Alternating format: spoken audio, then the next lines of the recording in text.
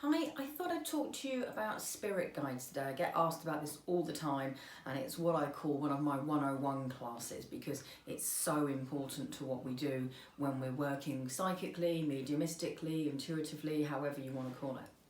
So what do you need to know about guides?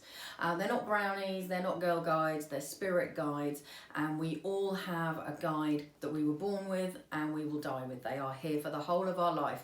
They knew what they were signing up to, God help them, okay? I often feel really sorry for my guides.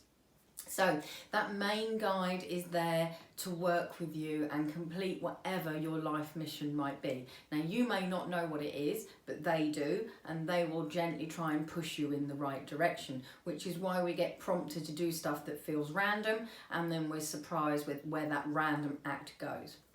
We also have other guides, and these ones can change, and they can change multiple times. So let's say that you've got a skill set that includes mediumship, healing, tarot, platform medium, dowsing and house clearances and stuff like that. Each of those different skills require a guide. So think of them as like a head of department. Now, when you're kind of just dabbling, you can get away with a first school teacher. If you're going to do it more seriously, then you're going to need university level, okay? So for argument's sake, when I started doing this just for a hobby and a bit of fun, the guide that I had was more than adequate.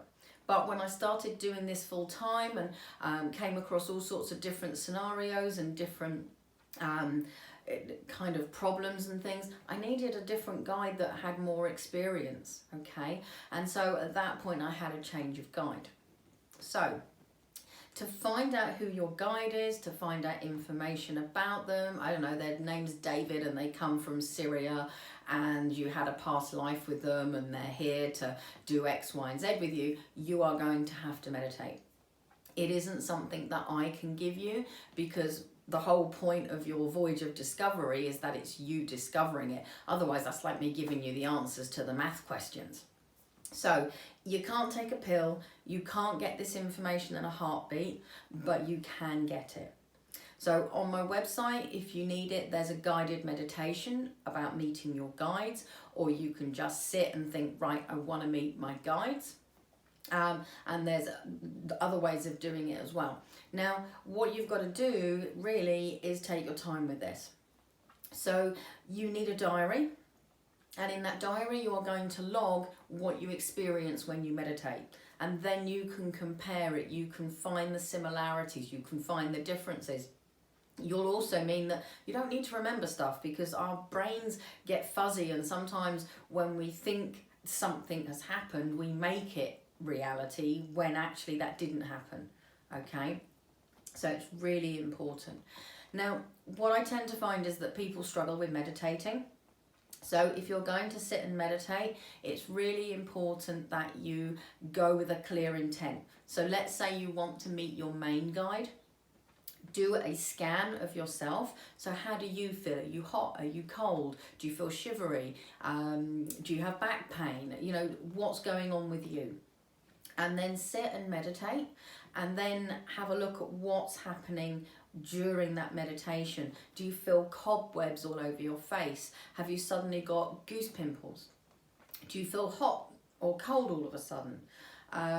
Do you feel like your posture has changed? All of that is important. Also become aware of energy around you, because sometimes it's just going to be a feeling, or you're going to know, you're not going to necessarily see anything. So does it feel male? Does it feel female?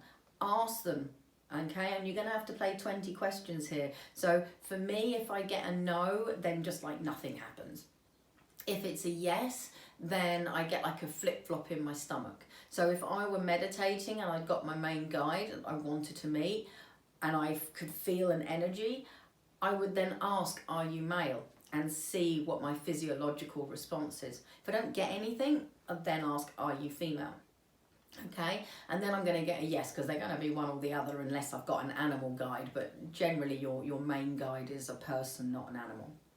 And your guide is not going to be a family member. Your main guide is not going to be a family member, because they would have been born with you and died with you. So any relative that has been on this earth plane in your lifetime, even if it was just for a month before they died, they just won't be your guide. And also they're emotionally invested. So it's not easy for them to make objective decisions for you. Now, that's not to say that they won't be around you and they won't be helping you, because they can, but they won't be your main guide, okay? So let's go back to the meditation then. We're working with our main guide. You may have to meditate every day for a week to find out everything that you need to. Humans are obsessed with names. We name our cars, we name our boats, our houses, everything. So if you desperately need to get a name for your guide, then feel free. But if you don't have a name for them, they don't really care. They know who they're talking to, and you know who you're talking to, and that's all that matters. So another problem that I find is that when we get information, we question it and we go, oh my God, is that just my imagination, or was that actually right? So imagine then that you've felt this person, you know it's a male and you want a name. Ask them to give you a name. Now, you might get something bog standard like, I don't know, David, Mary, Joe, whatever. But you also might get something that sounds a bit more exotic, or like it's from a foreign country, and that's fine too. Now, if you're not sure whether your brain has just given you a load of gobbledygook, write it down in your journal and ask Spirit to confirm it to you during the day. And you will see it, you will hear it, you will stumble across it in some shape or form. Now, if you're still not sure, which I'm guilty of this one early on, ask them again once you've had that first confirmation. And if you have to ask a third time, ask. But what you'll find is that after the third time, you're not going to need to ask anymore, because it'll just be like, okay, I hear you, all right? And then you can do that with each of your other guides. So sit with the intent, go, right, I'd like to meet a guide. And then see who comes forward, and then work with them over a few days until you feel that you've got a lot of information about them, and then move on to another guide, okay? Now, what you have to bear in mind is you're trying to build your trust here with your guides, because at the end of the day, if a complete stranger walked up to you and asked you to trust everything they're saying or doing, the chances are you're not going to. So why would you do that with a spirit entity? Okay, so it is hugely important that you build that trust, so that if you're asking for information and you're working with that guide, you will trust it.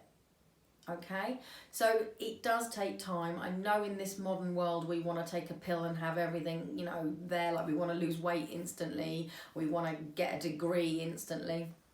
With some stuff, it just doesn't happen like that. Okay, and I'm still finding stuff out about my guides even now, so I'm not even sure that you'll ever know everything about all your guides, especially as some of them change. As I said earlier on, you can also have animal guides, and so they are there to work with you as well. And you may find if you have more of an affinity with animals, that you spend more time connecting with your animal guides than you do your main guides. Okay. If you don't want to know your guides intimately, they will still work with you, but you're better off if you want to learn to trust someone to know things about them. So I hope that gives you a bit of an understanding about guides, and I can't really say enough times, meditate, meditate, meditate. Just keep practicing, write down your notes, compare your notes, and you will start to know that when your main guide steps forward, this happens, or you feel like this. When this other guide comes in, that's what he feels like or she feels like. So it's really up to you to build that relationship. So I hope that helps, and I look forward to reading for you again, or meeting you again, or giving you another video, or helping you in some shape or form. If you need me, you can go to my website, www.tracyfance.com.